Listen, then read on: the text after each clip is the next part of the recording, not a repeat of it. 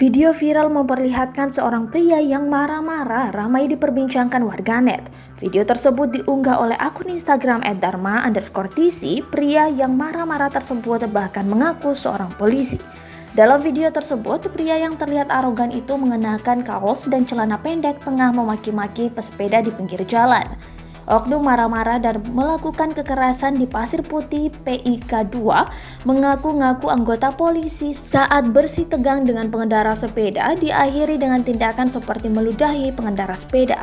Tulis akun @dharma_tc seperti dikutip Tribun Timur pada Selasa 1 September 2020. Kabarnya, permasalahan itu dipicu oleh hal sepele. Saat dua pesepeda sedang parkir di parkiran mobil dan memompa ban sepedanya, tiba-tiba datang sebuah mobil Toyota Alphard yang hendak parkir di tempat pesepeda itu. Hingga akhirnya pesepeda ini memindahkan sepedanya. Tak disangka mobil tersebut justru menyenggol sepeda dan ditegur. Tak terima ditegur, kedua belah pihak pun adu mulut, saling dorong hingga akhirnya terlihat seperti meludah. Dua pesepeda itu tampak sudah minta maaf. Namun, pria yang mengaku sebagai anggota polisi itu tetap memarahinya dengan nada yang tinggi, bahkan ia mengaku sebagai anggota Polri.